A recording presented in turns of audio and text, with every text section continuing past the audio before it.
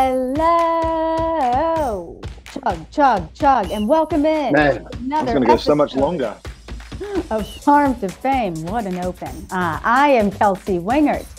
That is Peter Moylan. And that is our captain. Oh, our captain, Maddie Mass. Hello, everybody. Peter's at spring training. Maddie I'm also is... apologizing. Okay. I'm already apologizing. I got it. Because I made a mistake, everybody, and I bought an Australian adapter to an American hotel. Doesn't work. I don't know how much you've traveled. It doesn't work. So I'm doing this on my phone. Nice. That's it. Maddie Mass looks like he's at HQ. That is correct. And I leave for spring training on Saturday. Let's go. Boom. Nice. Man, you're late. You're late. I know. Spring training's over, yo. I know. Hey, but we signed Profar, so That's true. You guys are back. watch out for them rocks. Okay. We are continuing our preseason series here of breaking down the top prospects at each position. We're starting off strong with third base, folks. And today's episode is brought to you by SeatGeek. So make sure you use the code Jomboy preseason for 15% off of any order. So you guys, the top third base prospects as we head into the 2023 season. You ready? I'm ready. You want me to kick this thing off? If you want. I do. Number one, and not just number one third baseman, but number one in all of Major League Baseball is the Baltimore Orioles, Gunnar Henderson. We all know about him. If you don't know about him, he's got the flow. The photo I'm looking at right now does not have any flow, so I'm a little disappointed. We know he made it all the way back to the big leagues, all the way to the big leagues last year, hit 259 in the big leagues. But in 112 games in AA and AAA, he hit 297 with 24 doubles, 7 triples, 19 home runs, 76 RBIs, 22 stolen bases, and a 947 OPS. So pretty decent and obvious as to why he got the call last year. Now, drafted by the Orioles 42nd overall in 2019 out of Morgan High School in Alabama. Struggled a little bit with his approach when he got promoted to AA. He only hit 200. In 2022, he made some adjustments, increased his walk rate, decreased the K rate, and eliminated most of his chase out of the zone, which is obviously going to increase everything else. Has shown plus aggression on the base paths. He's sliding all over the place. It reminds me of Pete Rose a little bit, minus the gambling. High school basketball star. What a comp. Athleticism is a 70 grade arm. And it's going to be able to keep him at shortstop. Played mostly third base after his call-up. Has gold glove potential all over the diamond, clearly. And his ETA is obviously this year. And he's probably the AL favorite for Rookie of the Year this year. Pete, there's a lot of impressive numbers in between AA and AAA. Yeah. Which one do you like the most? I think the 22 stolen bases is the thing that I'm looking at because speed don't slump. And when you've got the combination of pop and speed, I mean, that's where the game's heading. Like if he can just pitch, it'd be the next Shohei. Yeah. I wonder what his walk to strikeout rate was last year, because you said that it got a lot better in 2022. Sick. The number one overall prospect in Major League Baseball is how we kick off the show. Whoops. Well, let's head on down to Queens and talk to you about the second ranked third base prospect headed into the season, and that is Brett Baty. He is 21 overall in MLB's top 100 prospects. He's 23 years old, 95 games in AA and AAA. He hit 315, 22 doubles, 19 home runs, 60 RBI, not much of a stolen base threat, only had 2, 943 OPS is real nice. And then 11 games in MLB, didn't have that great of a showing. He hit 184, but he did have 2 home runs, 5 RBI. He was drafted by the Mets 12th overall in 2019 out of Lake Travis High School in Texas. He was promoted to AAA in August of 2022, but he only lasted 6 games there, where he hit 364. Then he was called up to the show. He homered in his first at bat in the show, but then he tore his UCL in his thumb and needed surgery. I hate it. Yeah, it sucks. He has raw power, but the problem has been the ground ball rate. He had the organization worst, 55.8% in 2022, then improved to 43.5% the next season. He has plus arm strength. That's his best defensive attribute. He made 29 minor league starts in left field as a backup position, but without Carlos Correa, the Mets are hoping that he can be where he belongs at third base. His ETA is this year. That's Brett Beatty. Is he going to crack opening day?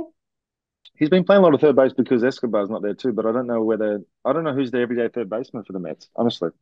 They have Eduardo Escobar. Yeah. He of the cat fear. Apparently. Oh, that was so good, man. Hilarious. Ellie, all right. Would he be scared of you? Probably. Number 3 on our list is from the Rays. We go to Tropicana Field. And my guy, Curtis Mead, number 33 prospect in all of baseball, 22 years old, from South Australia, Australia. Now, all he's done since he's got over here in the last couple of years is rake. 76 games in AA and AAA last year. He hit 298 with 27 doubles, 13 home runs, 50 RBIs, 7 stolen bases. That away, Meady. And a .922 OPS. A 9 dot would be sick, though. Never seen it. Signed by the Phillies out of Australia in 2018. Traded to the Rays for Christopher Sanchez on November 20th, 2019. Has played 4 seasons in the ABL for Adelaide, where he hit 302 with 18 doubles and 12 home runs and a just under 800 OPS. He hit 321 with 38 doubles, 2 triples, and 15 home runs with a 911 OPS in 2021, which was his breakout season. Then he hit 313 with 10 extra base hits and an A90 OPS in this Arizona Fall League. Best part of a 65 grade hit tool is his decision making. Doesn't make contact just because, but waits for the pitch he wants and smashes it, obviously. Rays realized he could be better long-term fit at second base or first base, but he's coming. He's supposed to be here this year. Do you know him like personally? Yes, played golf with him this year in South Australia. He is a absolutely fantastic dude. What's his personality like? Hilarious. Smart ass, hilarious, confident, awesome. All right, number 4, third base prospect. This is a guy we've talked about. We've talked about his brother too. This is Josh Jung. He's with the Rangers. He's MLB's 34th overall prospect in their top 123 games in AAA last year. He hit 273, 6 home runs, 24 RBI. In 26 major league games, though, so more major league games than AAA games, he hit 204 with 4 doubles, 5 home runs, 14 RBI, 2 stolen bases. He was drafted by the Rangers 8th overall in 2019 out of Texas Tech in Lubbock. He has had a lot of different things go wrong for him that have prevented him from really being able to solidify himself up there. There was a pandemic. He had a stress fracture in his left foot. There was a labrum tear in his left shoulder. So he's just been dealing with a lot of things over the years. But he did homer the next 2 consecutive guys. I've gotten to say this. He homered in his first MLB at bat off of Ross Stripling. And he followed up with 4 more home runs before the season ended. So his first 2 minor league seasons, he focused on bat to ball skills to all fields. He hit for high average. He hit 322. But then he went more aggressive in 2022, where he only hit 239 and had 74 strikeouts to 11 walks. But the Rangers really think that he can be a 300 hitter with 25 home runs every year, which pretty nice. You hitting 300 and you hitting 25 I'll take home runs a year. For number 5, I'm going to swing us out west. Miguel Vargas. Dodgers. He's the number 37 prospect in all of baseball. Signed by the Dodgers out of Cuba in 2017. In 113 games in AAA last year, he hit 304 with 32 doubles, 4 triples, 17 tanks, 82 RBIs, and a 915 OPS. Drove in the winning run at the 2014 Under-15 World Cup gold medal game off Hunter Green, fun fact, His 65 grade hit tool has become the best in the Dodgers farm system, has elite bat to ball skills, can control the strike zone, average all over power, bat speed, and strength will allow him to hit 20 to 25 homers in the big leagues. As far as fielding goes, doesn't have the best range, but he's got a great arm for a third baseman. Dodgers have played him mostly at first base. He's decent there and in left field, but he needs some work, like a lot of these guys. Like, this is the thing with the third base. It's such an elite position that if you can't play there, they'll find somewhere else for you to play, I guess. Yeah. He's known as a fringy runner, but clocked in the 94th percentile during his stint in the majors. His ETA is also this year. So we've nailed the third baseman. Okay, let's dive into our dark horses. Our dark horses at the third base position. And Peter. Coby Mayo. Coby Mayo, 21 years old, in the Orioles system. They are going to be stacked in a couple of years, by the way. So if you're an Orioles fan, hang in there. In 104 games, in rookie ball, A ball, and double A this year, he hit 247 with 20 doubles, 2 triples, 19 homers, 6 RBI, 5 stolen bases. Drafted by the Orioles in the 103rd round overall in 2020 out of Stoneman Douglas High School in Florida. Why do you know that name? Don't Google it. 60 grade power, put on the display immediately, 981 OPS in his first pro season, carried him all the way to double A in 2022. He pounded fastballs, but struggled with the off-speed stuff that year. Expected to rebound in 2023, but there will be a swing and miss in his approach. Large 6'5" kid. That's the concern for third base, but he's got a 70 grade arm strength, and the Orioles could move him to first base or left field, but there's also going to be people everywhere in that Orioles system. So he's got some competition, but Coby Mayo, we're looking at you. We're looking at you, and we're looking at Jacob Berry in the Marlins organization. My LSU guy. Shocker. My LSU guy. So MLB's 61st overall prospect, third base, he's ranked number 6. He's 21 years old. Last year, he played in 37 games between rookie ball and A ball. He hit 248. He had 7 doubles, 3 home runs, 26 RBI. The Marlins drafted him 6th overall in 2022 out of where, Pete? I don't know, Kels. Louisiana State University, where he was named, well, so LSU, Paul Mainieri, longtime head coach, leaves. They bring in Jay Johnson from Arizona. Jacob Berry was at Arizona and followed Jay Johnson to LSU. His freshman year at Arizona, he was named the freshman of the year. And then he came to LSU where he had more extra base hits, walks, and strikeouts while hitting to a 1.94 OPS. Well, with Jacob Berry, the best part of his hit tool is his ability to make contact from both sides of the plate. He has slightly more power as a righty, but the concern for Jacob Berry is he going to be able to stick at third base? Because in college, he played DH his first season. Second season, he split time between third base and right field, but the scouts don't view his athleticism and average arm as a third base hit, most likely more of a first baseman. But regardless, it's his bat that's going to get him to the show and hopefully give him a nice career. His ETA is 2025. Go Tigers. Those are our 2 dark horses, Pete. Coby Mayo, Jacob Berry. You want to go watch him play? Because you can get 15% off at SeatGeek if you want to go watch them play. We have a very special announcement to celebrate baseball being back. SeatGeek is giving all of you 15% off of your next purchase with code Jomboy preseason. Doesn't matter what you're buying or if you've bought any kind of tickets on SeatGeek before, that code Jomboy preseason will give you the discount regardless. But it is important for us to note that this offer is only available on purchases through March 31st. So make sure you go do it. They do have an app that's really easy to use. So you can download the app, use that.